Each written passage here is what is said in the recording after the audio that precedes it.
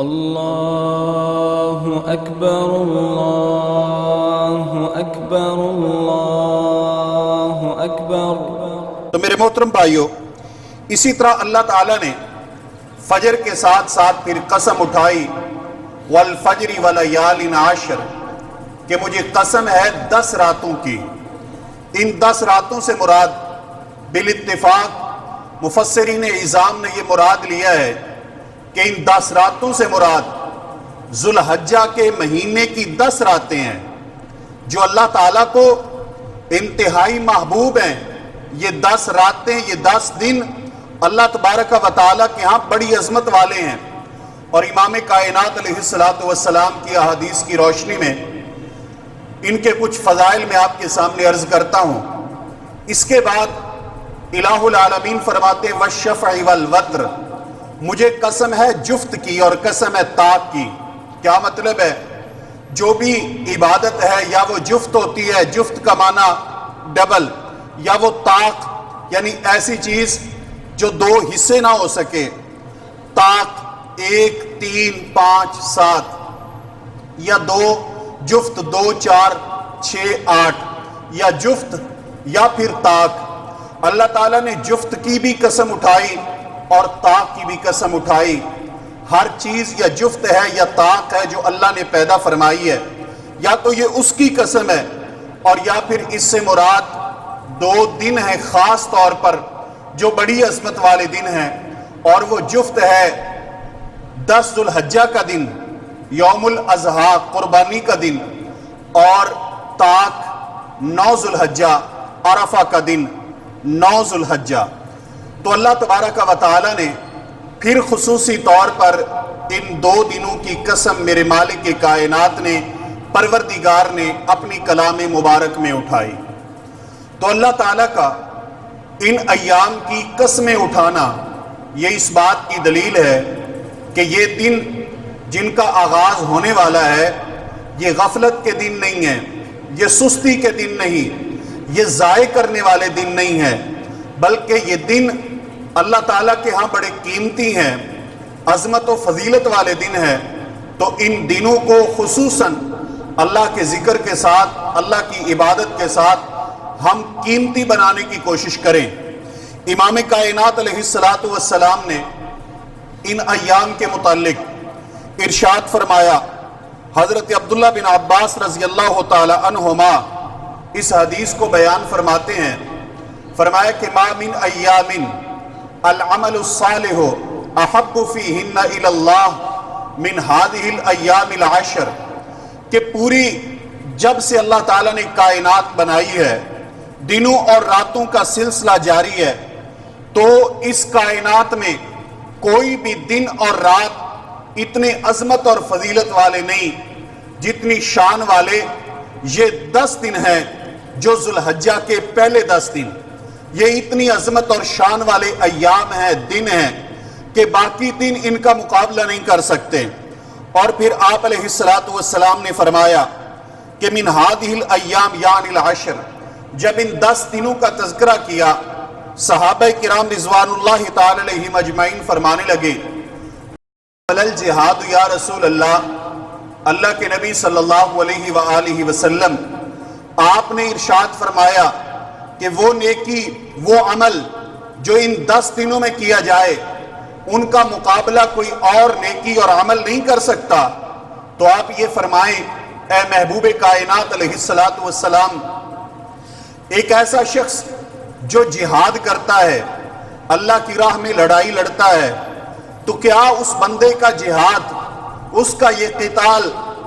وہ بھی ان 10 دنوں کے عمل سے افضل نہیں ہے؟ تو میرے پیارے پیغمبر صلی اللہ علیہ وآلہ وسلم نے فرمایا وَلَا الْجِهَادُ فِي سَبِيلِ اللَّهِ، اے میرے صحابہ کرام، جہاد بھی نہیں إِلَّا رَجُلٌ خَرَجَ بِنَفْسِهِ وَمَالِهِ ثُمَّ لَمْ يَرْجِعْ مِنْ ذَلِكَ بِشَيْءٍ، ہاں البتہ ایک ایسا شخص، صحیح بخاری کی حدیث مبارکہ ہے، ایک ایسا شخص جو اپنے گھر سے نکلا، اپنا مال، اپنی جان لے کر روانہ ہو گیا، لیکن اس کے بعد نہ تو اس کی جان واپس آئی اور نہ اس کا مال واپس آیا۔ اپنا مال، اپنی جان اللہ کی راہ میں قربان کر دی، یہ ایک ایسا شخص ضرور ہے کہ جس کا عمل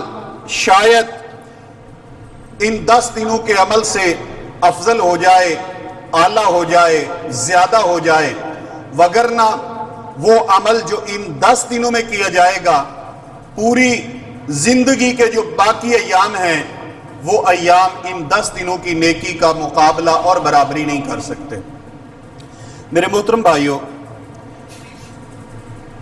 اللہ کے نبی صلی اللہ علیہ وآلہ وسلم کی ایک اور حدیث مبارکہ، اس میں بھی امام کائنات علیہ السلام نے ان 10 دنوں کے متعلق یہی کچھ ارشاد فرمایا۔ آپ نے فرمایا کہ افضل ایام الدنیا ایام العشر، ساری دنیا، پوری دنیا، اس دنیا میں اللہ تعالیٰ نے جتنے بھی دن بنائے ہیں، جتنے دن بھی میرے پروردگار نے دنیا میں پیدا فرمائے ہیں، ان تمام دنوں سے افضل ایام، ان تمام دنوں سے افضل ہیں یہ 10 دن جو ذو الحجہ کے ہیں۔ اور پیارے پیغمبر صلی اللہ علیہ وآلہ وسلم نے فرمایا وَلَا مِثْلُهُنَّ، اور ان کی مثل کوئی عمل ہے ہی نہیں۔ ہاں ایک شخص کا عمل ہے جو اپنے گھر سے نکلا، جہاد کے لیے گیا، اور افر وجہہ فی التراب، اس نے اپنے آپ کو مٹی میں ملا دیا، مٹی میں مل گیا۔ کیا مطلب؟ یعنی شہید ہو گیا، اس کا خون مٹی پہ بہہ گیا، اس کا جسم قبر میں چلا گیا۔ یہ وہ شخص ہے جو اس سے افضل ہو سکتا ہے، ورنہ کوئی نہیں۔ حافظ ابن حجر رحمہ اللہ تعالی ارشاد فرماتے ہیں فتح الباری کے اندر ان کا یہ قول منقول ہے، فرماتے ہیں کہ اللہ تبارک و تعالی نے ان دنوں کو اتنا افضل اور اتنی شان والا بنایا ہے، جو مجھے محسوس ہوتا ہے، جو مجھے معلوم ہوتا ہے کہ یہ ایام اتنی عظمت والے اور فضیلت والے کیوں ہیں۔ فرماتے ہیں کہ اس کی وجہ، حافظ ابن حجر فرماتے ہیں جو مجھے محسوس ہوتی ہے وہ یہ ہے کہ اللہ تبارک و تعالی نے تمام بنیادی عبادات کو ان 10 دنوں میں پرو دیا ہے، ان میں سمو دیا ہے۔ تمام بنیادی عبادتیں، بڑی بڑی عبادتیں اگر ہم غور کریں تو وہ عبادتیں ان 10 دنوں میں نظر آتی ہیں۔ اور وہ عبادتیں کون کون سی ہیں؟ روزہ اللہ تبارک و تعالیٰ کی بڑی محبوب عبادت ہے، روزہ بھی اللہ تبارک و تعالیٰ کے محبوب پیغمبر صلی اللہ علیہ وسلم نے ان دنوں میں بیان فرمایا ہے۔ ذکر اللہ تعالیٰ کی بہت بڑی عبادت ہے، ذکر بھی ان دنوں میں موجود ہے۔ صدقہ و خیرات اللہ تعالیٰ کے ہاں محبوب عبادت ہے، اور اللہ کی راہ میں قربانی اور مال کو خرچ کرنا یہ اللہ کے قرب کا اور رضا کا ذریعہ ہے، یہ بھی ان 10 دنوں میں موجود ہے۔ اور اسی طرح ایسی عبادت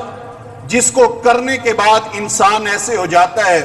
جیسے اس کی ماں نے اسے آج ہی جنم دیا ہے، اور وہ حج ہے، تو وہ بھی ان 10 دنوں میں موجود ہے۔ تو حافظ رحمہ اللہ تعالی تعریر فرماتے ہیں فتح الباری میں کہ مجھے یہ محسوس ہوتا ہے کہ شاید چونکہ تمام میجر بنیادی عبادات اللہ تعالیٰ نے وہ اس عشرے میں رکھ دی ہیں، اس لیے یہ عشرہ تمام مہینوں اور تمام دنوں کے ایام سے، تمام مہینوں کے ایام سے، پوری زندگی کے دنوں سے یہ عشرہ زیادہ محبوب ہے اور زیادہ افضل ہے۔ شاید آپ کے ذہن میں یہ غلط فہمی جائے کہ پھر رمضان المبارک وہ جو اتنی عظمت والا ہے، اتنی فضیلت والا ہے، تو کیا یہ عشرہ اس سے بھی افضل ہے؟ تو اس کے متعلق محدثین کرام نے یہ تطبیق فرمائی ہے کہ بطور مہینے کے لحاظ سے رمضان المبارک افضل ہے، اور عشرے کے لحاظ سے یہ عشرہ افضل ہے۔ 10 دنوں کے لحاظ سے، عشرے کے لحاظ سے، ایام کے لحاظ سے یہ دن افضل ہیں،